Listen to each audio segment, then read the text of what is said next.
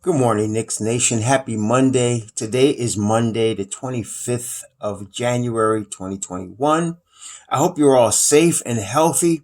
I hope you had a good weekend, a restful weekend, and that you are gainfully employed and that you are COVID free in this era of COVID disease and in this difficult economic situation in which we are in. I also ask for a double blessing on those that are in the healthcare field, risking their lives on a daily basis with this disease out here, trying to help people with the disease as well as other people and older people. There are people that spend their lives taking care of older folks and people that can't take care of themselves, and double blessings on these people. Also, those that drive trucks across the nation to deliver goods to us that we take for granted. Also, those that pick up garbage, without which it would be a pretty bad situation. And they're picking up garbage in a situation where there's disease in the air, and they're risking their lives to do that. Double blessings on them as well. So this past weekend, the New York Knicks played two games. Played on Friday night, and we played Friday night against the Sacramento Kings. And that was the second game of back-to-back. And then we played Golden State on Thursday, Sacramento on Friday, and then Sunday we played Portland. So in 4 days, they played three games on the road. At the beginning of this road trip, we were saying, and we still say, that if the Knicks were to go through this road trip and be 2-2, it would be a very successful road trip for the Knicks. And so right now they're 1-2. They beat Golden State on Thursday. They lost on Friday to the Sacramento Kings, and then they lost a very close game yesterday or last night against the Portland Trailblazers. Now, again, we have to remember overall, first off, I know it's knee-jerk reactions between the media outside of New York, the media in New York, and then some of the Knicks Nation. Knee-jerk reactions for every game. Knee-jerk reactions if on the positive side if we look good, and knee-jerk reactions on the negative side if we look bad. But we have to remember, Knicks Nation, we are rebuilding. This is a rebuilding situation. You're building a system. You're building a culture. You're building an organization. That's what we're doing. We're starting from the ground level, because last year we won 21 games. 21 games. The year before that, we won 17. No, the year before that, we won 21 games last year. The year before that, we won 17 games. Yeah. And then the year before that, we won 29 games. So our best year in the last 4 seasons was 29 wins. So we're really, and we had a coach, 2017, the season started with Jeff Hornacek. 2018, the season started with David Fizdale. 2019, the season started with David Fizdale and ended with Mike Miller. And then in 2020, now we have Tom Thibodeau. So we're starting from ground zero again.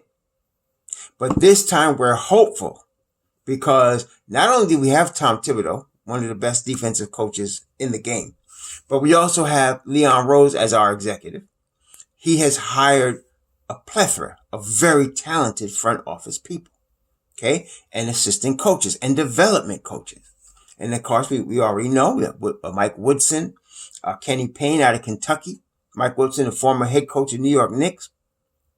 Kenny Payne out of Kentucky. Johnny Bryant from Utah. And then they brought in another executive, Walt Perrin from Utah. Very successful organization in a small market. And so we're rebuilding. We're starting from ground zero.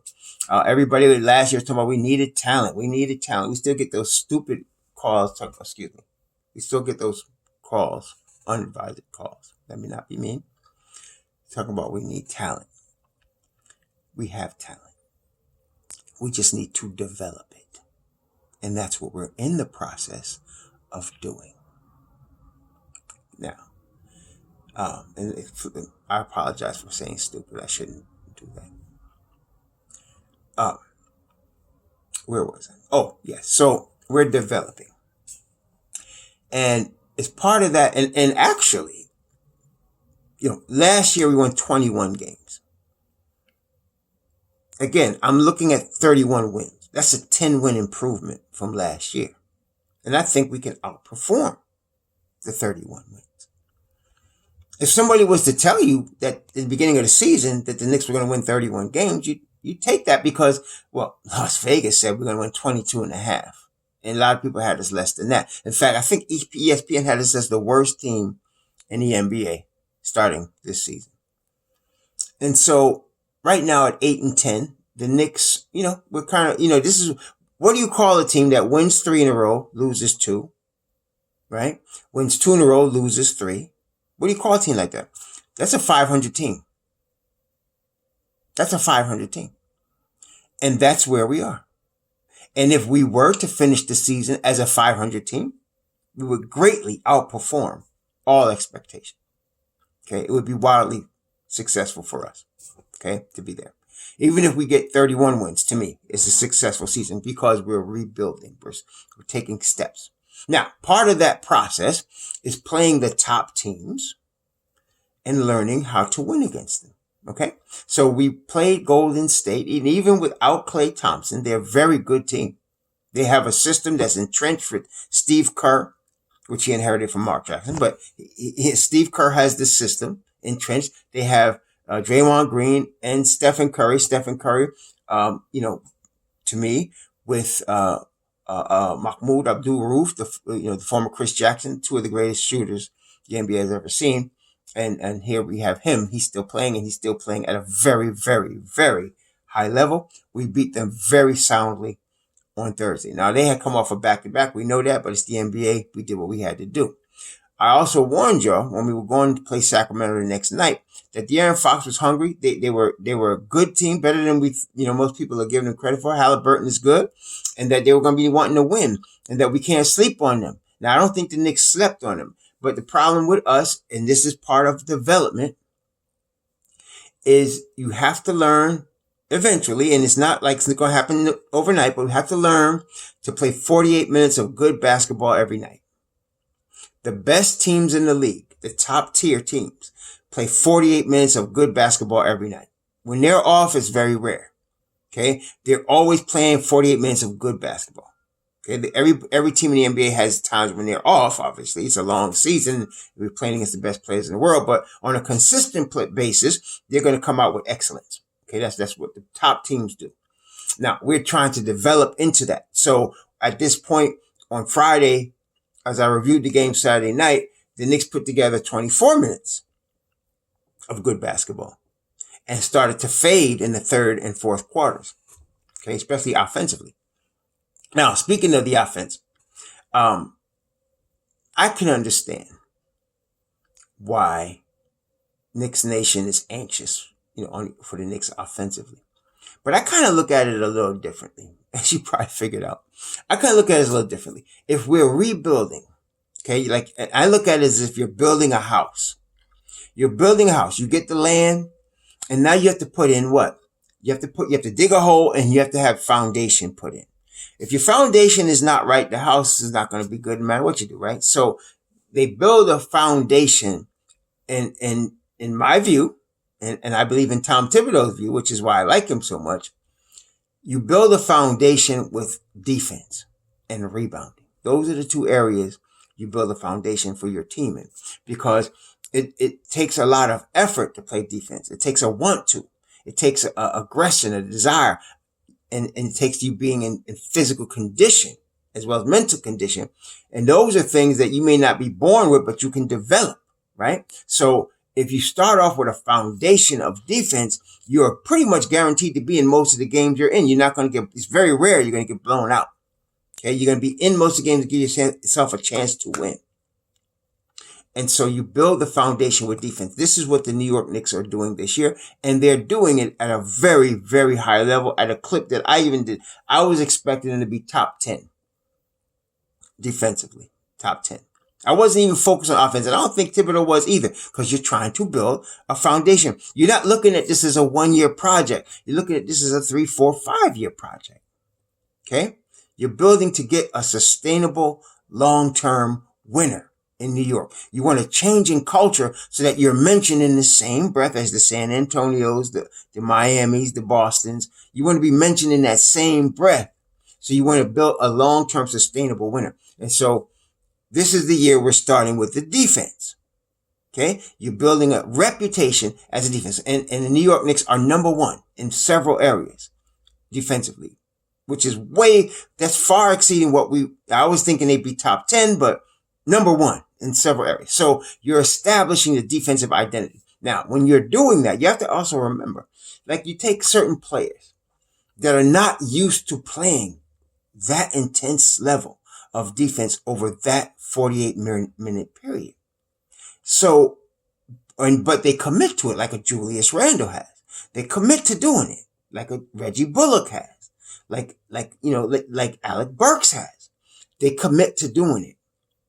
So when they do that, their defense is going to improve, as you see. But it may hurt the offense because of the energy and effort it takes to bring that level of defense every night. What you're looking for is a gradual improvement over the season, whereby the players get used to now playing both ways. Okay, playing offense and defense. This is where we are.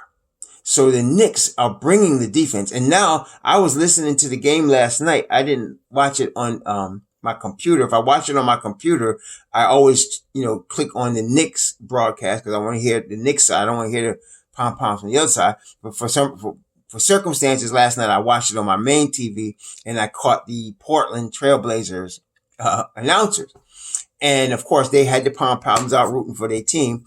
But what I kept noticing is they kept mentioning this is the number one defensive team in the league. This is the number one that's going to present a challenge. So we're already getting the reputation for the other cities in the league that we play tough defense. This is where we want to be. Okay. So that is where we are. Now, offensively, once you have established the basics of defense and rebounding as a culture on your team, and then, of course, also, let me not forget a very important one that's also being established. Ball movement, defense, and rebounding. When you establish that as part of the culture so that you have your star players like Julius Randle buying into it, any new player that comes on the team, if he doesn't buy in, he's not going to play with us because that's now part of your culture. Once you have that, okay, then you can focus more and develop your shooting, your offensive game. So right now it's all being blended. The defense is the first thing, and then the offense is coming. Okay, it's coming behind, but it's going to end up getting there. We have the talent. We saw last night with Emmanuel quickly. We have the talent. Alec Burks came back and he shoot the ball very well. In fact, what was his stats last night? He shot the ball very well last night, Alec Burks. He was 6 of 9 from the field. He was 5 of 8 from 3. He had 18 points. He shot the ball very well last night. And as was said, he wasn't going to get his rhythm back, last Thursday when he first came back. It was going to take him a couple of games. And this road trip is a good, theater, if you will, a stage for him to get his rhythm back and come back. And now I see he's back now. So, he started last night in place of, Bullock, who was resting a neck injury. So that was good. Now, against Portland, the Knicks came out sluggish. And what it wasn't so much the Knicks came out sluggish. It's Portland hadn't played in 5 days. The Knicks, this was their third game in 4 nights. So I'm not making an excuse for it, but I'm just saying Portland had more energy to start the game and got the Knicks in a 21-point hole.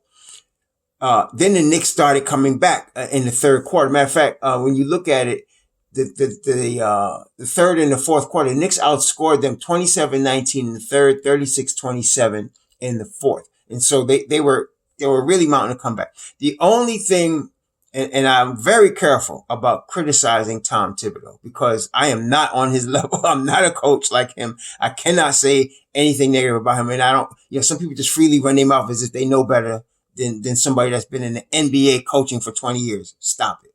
But if I had to give him one critique, I noticed in the third quarter and especially in the fourth quarter, the Knicks started, like they would put a player, they would put either it would be Barrett or it would be Quickly on the Damian Lillard, and then they would bring Randall into double. And this is the difference in Randall that I love. He would come into double, and then when Lillard would get rid of the ball, he would sprint back to wherever he needs to be. And whenever Lillard got the ball, it would be Randall. He came doubling and make sure he got the ball out of his hand. Now, they did that in the third and fourth, and that's when and I was wondering why they didn't do that in the second quarter, because Lillard was killing us. And it wasn't like, I mean, I know people hate Elfrid Payton. I don't hate the boy. He was playing good defense on Lillard. But in the NBA, when you're talking about a top 5 player, and Lillard's probably in that conversation, they're just, they're so good offensively. There's no one guy that can guard them. That's just not going to happen. It's like with Stephen Curry. There's no one guy. You put one guy on him, if that guy can lock up one of those players, he's really good. Because on an offensive level in the NBA, the best players in the world, it's very difficult to guard a one-on-one. So Peyton was doing as good a job as you could do on him, and this cat was just hitting some very difficult shots from 3-point range. So when I saw that, I thought they need to get the ball out of his hands before this gets out of hand, And so they didn't do it, though, in the first 2 quarters. Not consistently. But all of a sudden, they started doing it in the third and fourth quarter. And guess what? They started creating turnovers. Portland started coughing the ball up. I was even shocked at how often Portland was coughing the ball up when the Knicks started doubling them with Randall coming at whoever else was guarding Lillard. So that's the only critique I had. I wish they'd have started doing that earlier. Just get the ball out of his hand. When you got a player is dangerous like that. And I know, Tibbs wants to show that he has confidence in Peyton, and that's cool. But I also know Tibbs wants to win. And so when this cat started throwing up shots from all over the 3-point line, and they was just going in with very little time and very little room, very little airspace, I said, man, we got to get the ball out of his hand. Got to get the ball out of his hand. Now, his supporting cast was also, they were doing good. Like Melo was all right. I was kind of glad. Melo actually shot the ball terribly, 3 or 14. But Melo, there was a couple of shots where I could picture him in Madison Square Garden when he was in a Knick uniform, and those shots would go in. It was, you take him 6 years ago, 7 years ago, even. And, you bring him back to like 2014, 2015, 2016. There's a lot of shots he took last night that they would be automatic a few years ago. And it's because he's older and because he's not as quick as he was, his reflexes, it was off. And I was glad of that. And then, you had, Anthony Simons, man, this boy, well, we knew he was going to be good. He was very young when he came out of high school to play. He was going to be good. He's an heir apparent. He was good. And then, what's the other? And Rodney Hood, he's streaky. He was all right. But there was another cat. It was, Gary Trent Jr. Yes. So in a situation like this, those guys were shooting the ball very well also, but you want to make them beat you. You know that Damian Lillard is on the level of a player. He had 39 last night. He was on the level of a player that can win a game for you by himself. That's what a superstar can do. That's what makes a superstar. They have the talent to some nights, your whole team could be off and you might still win if this guy is feeling himself, So that's the type of play. So you want to take that guy out the game. And so that's why I was thinking, and they did it at the end, but I was just thinking, dang, if they did that in the second quarter, they might not have had to come back because they had to come out of a 21-point hole. They did a fantastic job doing that. The Knicks did. But, and this is part of the learning and development process. This is part of the game, y'all. And so, that's part of how you got to do it. That's part for the course that goes with the flow. That's how it's going. This is part of development. But the bright spots, of course, Manuel quickly. I told y'all that there's going to be a game where he's going to hit 6 3-pointers. Now, last night he didn't do that. He hit 5 3-pointers. He hit 5, right? Yeah, he was 5 of 8 from 3, but it's coming. That boy can shoot the ball when he's in rhythm. 9 of 18 from the floor, 31 points, 8 for 8 from the line. Yeah. And in the beginning, I was losing patience because he was getting done on defense a little bit. And I was like, man, take him out. But no, Tibbs stuck with him. And I could even see Tibbs yelling at him and waving his hands a couple of times. He's a rookie. But boy was on last night. He was killing. He was killing last night. He was hitting. Burks was hitting. RJ was off. RJ was off last night. But what I liked about RJ last night, he wasn't forcing shots. He just didn't. They were keying on him. Portland knows who RJ Barrett is, and they were keying on him. He only took 9 shots last night. And that's showing me he wasn't forcing anything. He took 9 shots. Randall took 18 shots. Quickly took 18 shots. And that's where the shots were. Burke got his 18 points on only 9 shots. Burks was shooting very well. And so it's that hole we got into to start, the first half of the game that really cost us. Now, the Knicks understand that. That's the good thing. It's part of the development with this team that's very good is that they know that. They're not ignorant of that, and it's not like they're going to not take steps to correct it. Okay? But, because we're developing, you got to remember, you're going to have nights like that. Now, I'll be honest with you. The Knicks are playing Utah tomorrow. I'm kind of expecting a win. You know why I'm expecting a win? First of all, now they're out there already. They're in the West Coast, so that travel stuff ain't going to hurt them too much. They're resting today. They're going to have practice. They're going to look at the film. I'm not concerned if Bullock cannot get back because of the neck. Burks is more than capable. Burks is not quite the defensive player that Bullock is, but obviously he's a better offensive player, And so, so I'm happy about that. I know a lot of y'all, I could hear the howls already. I could hear him from last night. Start IQ, cause he was killing. I don't know if they're going to start him or not because, they could start him now. I don't know what Tip is going to do. I can see him not starting him and I can see him starting him. The reason I can see him not starting him is they're playing against Utah. You got Donovan Mitchell and Conley's playing at a high level this year. Mike Conley's playing at, prime Mike Conley level, even though he's older. He's playing at a high level this year. So, you're going to need some defense out there. You're going to need some defense. You don't want them jumping on you 21 points, right? So you want to get a defensive unit out there that's going to stop them. But I could see him starting Peyton and assigning Peyton to Donovan Mitchell, right? And maybe having RJ guard, Conley or vice versa. But, I could also see him starting IQ and hoping that he does his best against one of them 2 cats. I would probably want to have him on Conley because Donovan Mitchell is a load offensively. And then, bringing that offense. I can see that as well, but we'll see. But Utah is playing very good basketball right now. They are, what is there? I think they're 12-4. I want to say they're 12-4 right now. Utah. They're playing very good basketball. And it's not going to be an easy game, but I think this is what I'm saying. I think the Knicks, they're 12-4. Yeah. They've won 8 straight games. So I think the Knicks can beat them. I think the Knicks can beat them in Utah. They're a very good team. But see, at our stage we at right now, in our development stage, the defense and the rebounding and the ball movement, as those things are clicking, we could play with anybody. At any given night, we could beat anybody. Okay. And that's what I think the Utah game might prove. We can beat anybody on any given night. Okay. The coaching staff is not ignorant to the fact that Utah's playing the best ball of the season. They're probably the hardest team in the league right now. 8 straight wins. Okay. So, the Knicks are going to be prepared. They're going to have some rest. Today is a good rest day for them. And the game tomorrow night is not till 9:00 Eastern. So they're playing at 6:00 local time, in Utah. So they got some time to rest, get some treatment, get ready.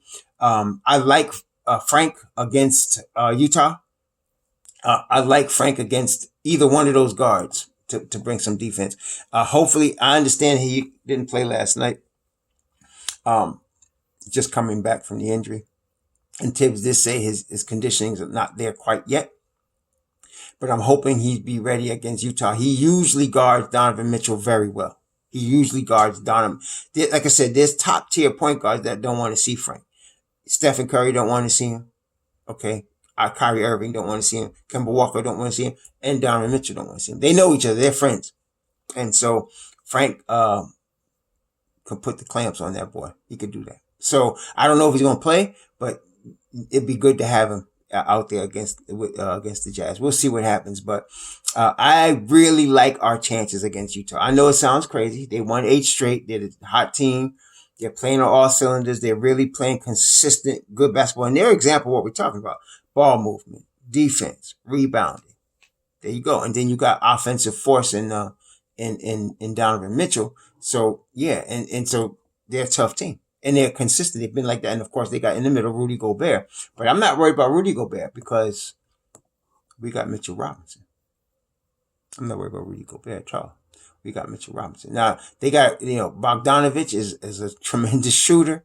Joe Ingles comes off the bench. Clarkson is a Nick killer. He's a Nick killer, whether he's in Utah, whether he's in LA, whether he's on Cleveland. Jordan Clarkson's a Nick killer. As a matter of fact, the last time we played them, he almost helped them come back and win. We beat him, but it was Jordan Clarkson that gave us all kind of headaches coming off the bench for them. So they really are a good team. They got Derek Favors coming off the bench. They got a good team. Their first unit is Conley, Mitchell, Bogdanovich, Royce O'Neal, and Rudy Gobert. And they got backing them up Jordan Clarkson, Joe Ingles, and Derek Favors. They got a really good, solid, rotation, man. And so it's not going to be easy, but I'm telling you, the Knicks can win this game. And so I'm expecting to come out and play Utah tough. It may be a close game, but I think the Knicks could win it. Last night, remember, that was our fourth game. That was our third game in 4 nights. Right? That was our third game in 4 nights. And we came back, and put the pressure on them. And okay, let's listen now. That bad call against Randall, where Randall came in the press conference and said the referee admitted that we should have got 2 shots in the ball. We only lost by 3, right? And that's against a team that was rested, a Portland team that's a good Portland team, and us on our third game in 4 nights. So, you know what? We all right. I'm not worried about this, but I really am thinking we could beat Utah. I think we can beat Utah. I know it sounds crazy, but I think we can. Okay, so we're gonna see what happens. But whether they star IQ or not, and I hear you, it's all cliche, but who starts, all right, but who finishes? Because last night IQ finished the game, man. Yeah, and he was on the floor at the end of the game, and that's what you want. So you just don't want it after a 21-point hole, right? But anyway, so we got Utah tomorrow night at 9. I'm going to be, by the grace of Most High, watching that game. And like I said, I like our chances. I think we're better than, crazy enough, I think we're better than 50-50 chance at beating Utah tomorrow. I know it sounds crazy, but I really have faith in our team, our staff, our preparation. And I think we'll be ready to go. In the meantime, please stay safe. Please enjoy your Monday. Shalom.